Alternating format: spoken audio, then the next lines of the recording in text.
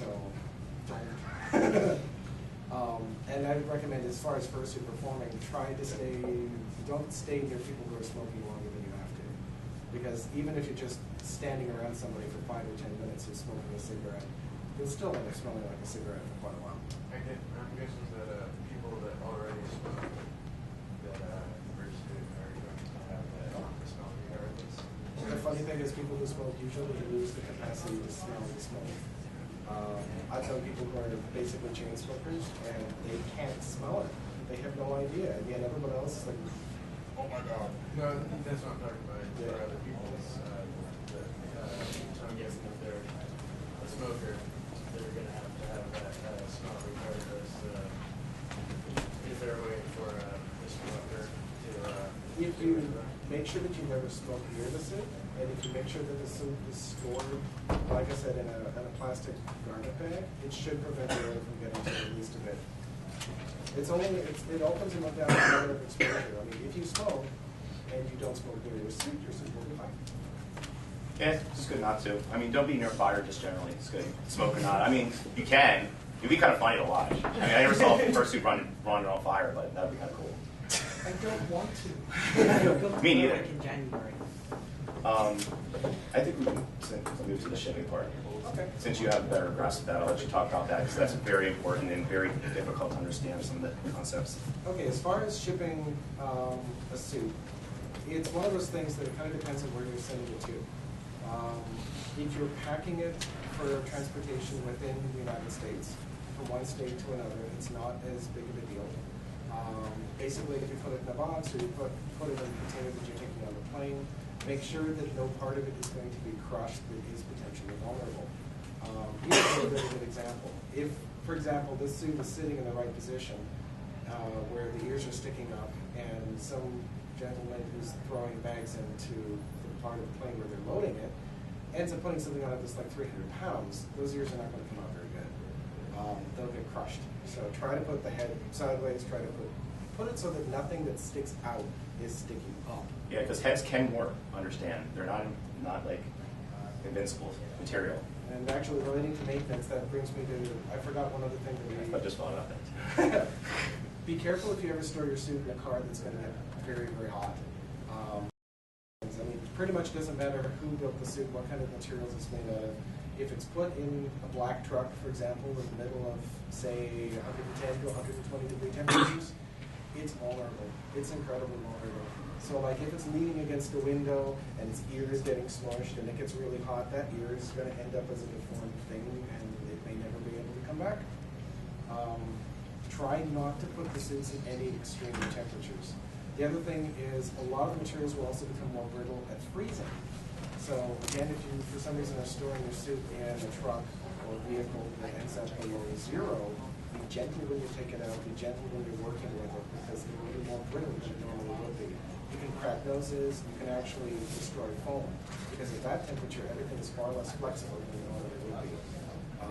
It doesn't mean that, for example, I've known people who've taken the fursuit skiing. They're warm, the suit's not, but between the two of them, they're managing to make it work. They are more vulnerable, but that's a shorter term exposure than, like, for example, leaving the vehicle for a few hours. Or a few days. Or a few days. I've seen people do. That's a good idea. Actually, that's one more thing. Be careful about ultraviolet radiation, particularly sunlight. If you leave, I mean, one of the things people like to do is put their fursuit on display. And that's not unreasonable. I mean, somebody spent a lot of time trying to make it look good. But the problem is, if you put it in a place where strong sunlight is going to hit it for extended periods of time, it will eventually begin to bleach the fur where it does hit it. Unfortunately, ultraviolet radiation, particularly from the sun, has a bleaching effect on pretty much everything. So it's like our hair gets lighter if you're in the sun long enough. That's true. So same effect with fur. It can also break down, especially any of the suits that have any latex parts. I know some of the other builders build noses that have been dipped in tool dip. In some cases, they dip literally in just liquid latex. It produces a good surface, but the problem is latex in particular is extremely vulnerable to ultraviolet radiation, which means that the nose will eventually completely disintegrate. And once the process has been started, it will just keep getting worse. I mean, you can repair it, but if you can avoid the damage in the first place, it's a good thing. Okay, as far as shipping, where you're actually packing it and sending it via a company, I highly recommend sending it either FedEx or UPS. The mail service is okay, but especially if you're sending it, for example, if you're sending it to Eurofursuit where you want to get it over there just so that it'll be there ahead of time because you can't afford to bring that much on the plane or whatever. International shipping can be long, so don't pack your suit in a way that where it's kinked or compressed in strange ways. Try not to leave a lot of loose room in the box. There's actually there's a couple good reasons for that. One is you don't want your suit sliding around in the box.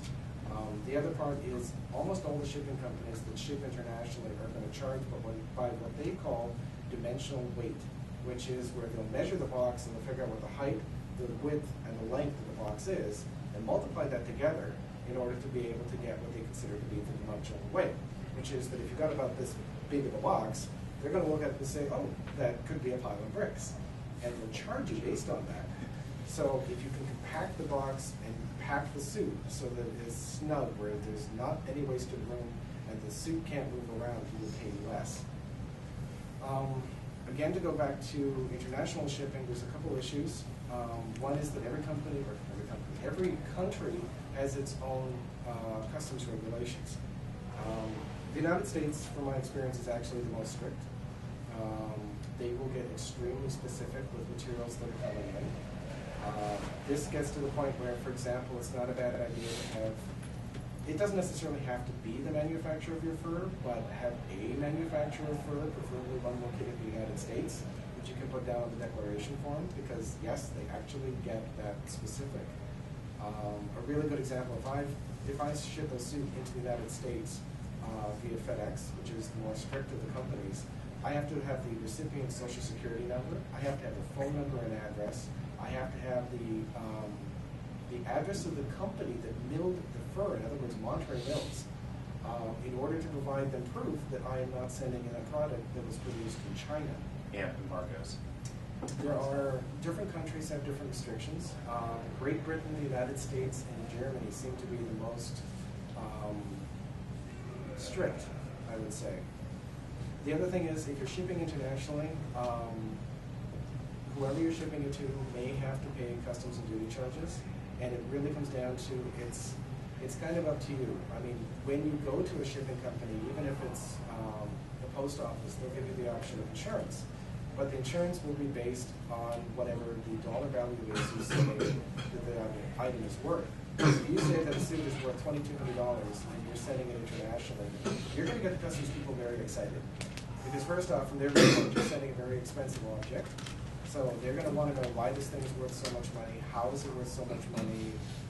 They'll probably open the box, so you increase the likelihood that they're going to delay it. The other thing is that most of the countries will have not only shipping and duty charges, but they'll have handling fees and the actual customs charges. And those are based on the value we put down for the suit. A lot of the time when I ship a suit internationally, I'll put down kind of a mid-range figure, enough to pay for the materials to reproduce it, but not the full value of the suit. Because otherwise the person could be looking at an enormous customs fee. Like, I know that from my own experience, the worst is Great Britain. If I were, for example, to send them something and send something to someone who lives in Great Britain, and I value the thing at, say, $1,000, they could be looking at $600 in customs duty. And that's terrible. So I mean, it's like half again just to get it into the country. So I wouldn't value it at the full price. Again, it's a gamble, because if it gets lost, you will not be compensated fully. But on the other hand, the person will not have to pay as much in terms of customs fees. I'll say one thing while you're thinking. Yeah, what he was talking about before, well, sorry. hold on one second, I'll get to you. It's very important, like he says, with the paperwork, that you make sure you fill out all the information as correctly and as clearly as you can. It's very important, because if you don't, what's going to end up happening is it might, in some possible way, put a hold on your shipment. And just to go around and talk to any customs office, or just, not even customs, even if it's in the United States, if anybody's ever dealt with people like that, it's a bitch. It's like going to the DMV. You don't want to deal with it, so just make sure that when you do it, you fill out paperwork, and also specifically, make sure you put the information, phone number, your name and stuff of where you're sending it, as well as your own personal information, just in case if someone has to contact you or if something gets lost. it's just it's precaution.